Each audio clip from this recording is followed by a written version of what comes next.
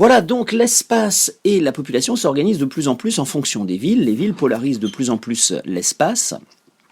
Et on peut se demander si les villes ne sont pas en quelque sorte les grandes gagnantes de l'évolution récente. Si on prend l'ensemble des plus grandes aires urbaines françaises, on constate qu'elles polarisent un très grand espace, que ce soit Paris qui polarise le plus grand espace. Alors évidemment, quand vous voyez la taille du bassin parisien qui est polarisé par Paris, quand on est sur les extrémités, la polarité elle est devenue faible. C'est surtout à proximité de Paris qu'il y a une véritable polarisation. Et si on regarde la liste des 10 premières aires urbaines, bien sûr Paris domine, et on voit qu'il y a une très grande différence entre la commune et l'unité urbaine de Paris.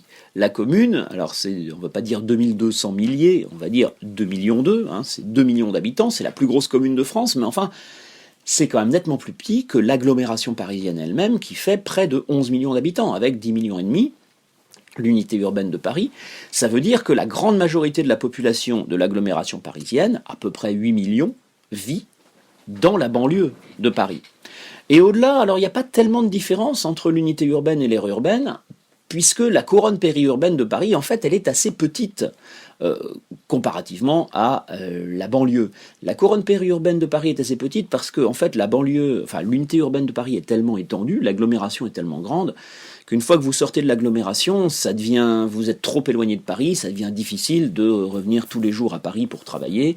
Donc, il y a assez peu de gens qui vivent dans une couronne périurbaine orientée en fonction de Paris. Alors c'est pas du tout le cas d'autres villes.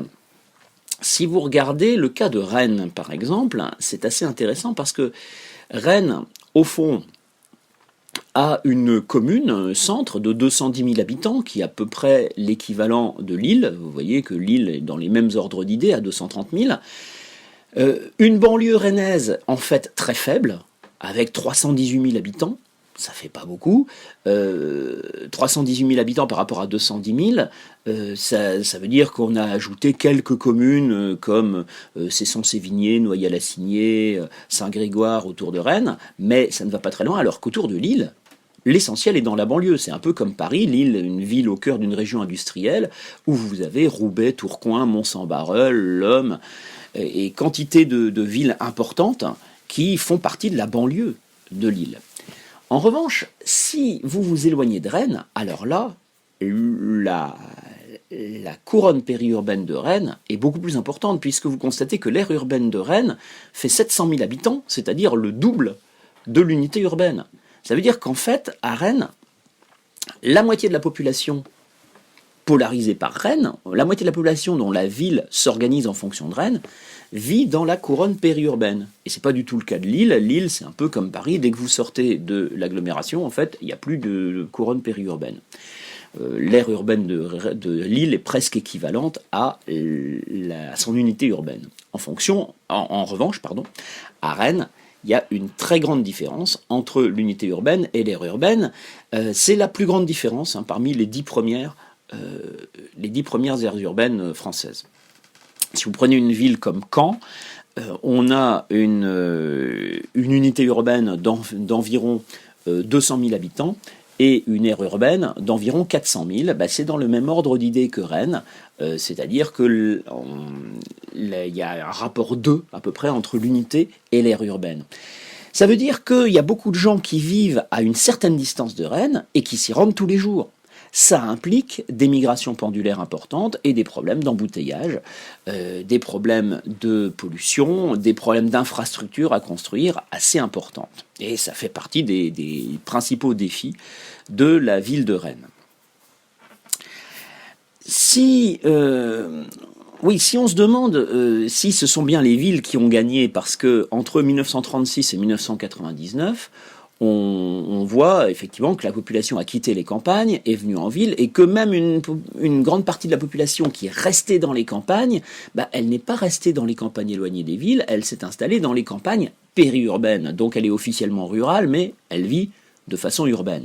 Donc manifestement, les villes sont les grandes gagnantes. Il n'empêche qu'il y a des villes qui ne gagnent pas. Et c'est le cas de Villeneuve-sur-Lot. Villeneuve-sur-Lot, qui est une ville de 22 000 habitants, c'est à peu près l'équivalent de Saint-Lô, à peu près à mi-chemin entre Bordeaux, Toulouse et Limoges.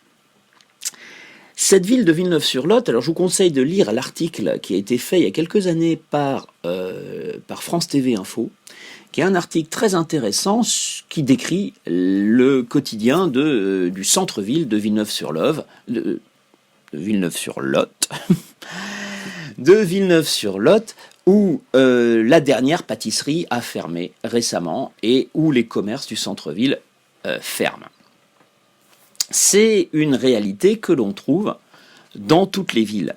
Mais c'est pas seulement parce que les commerces partent en périphérie, dans la banlieue, où on développe des zones d'aménagement où des grandes surfaces s'installent, même si c'est une réalité qui existe.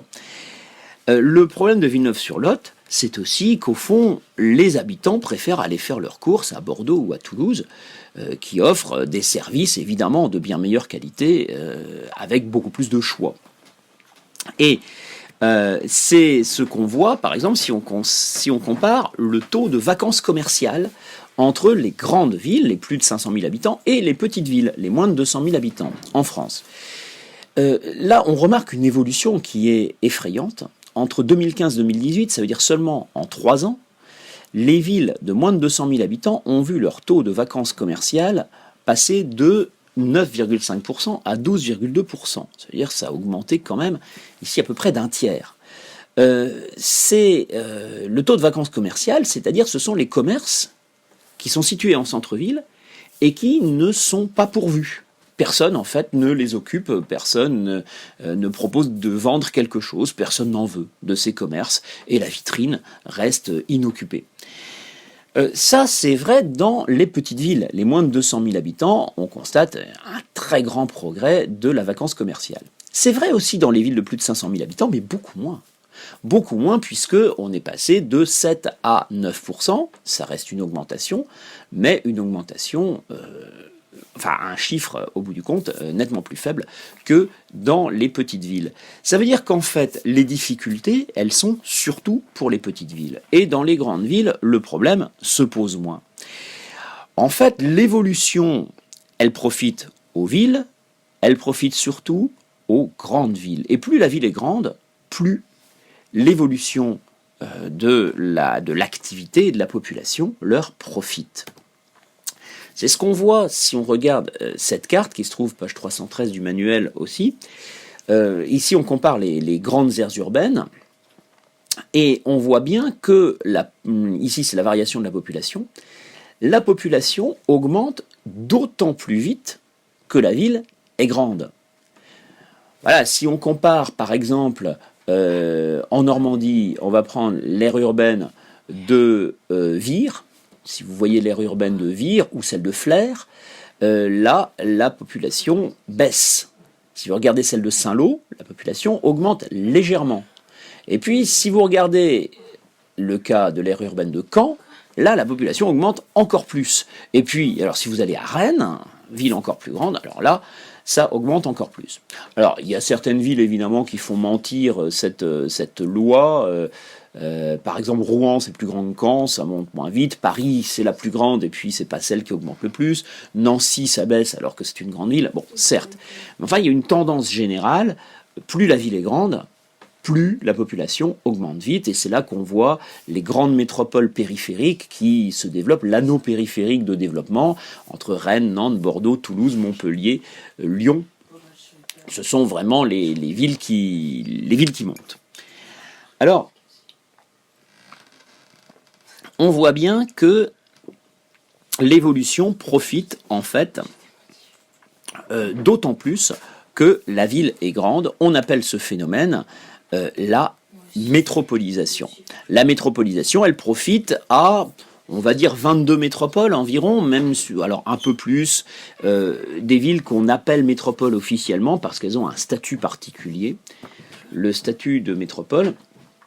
Et alors il y a des villes qui sont des métropoles géographiquement et qui n'ont pas été reconnues comme des métropoles.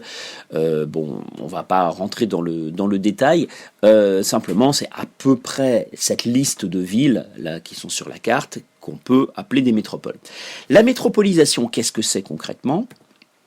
C'est la concentration croissante de la population et des activités dans les métropoles. Concentration croissante, ça veut dire de plus en plus.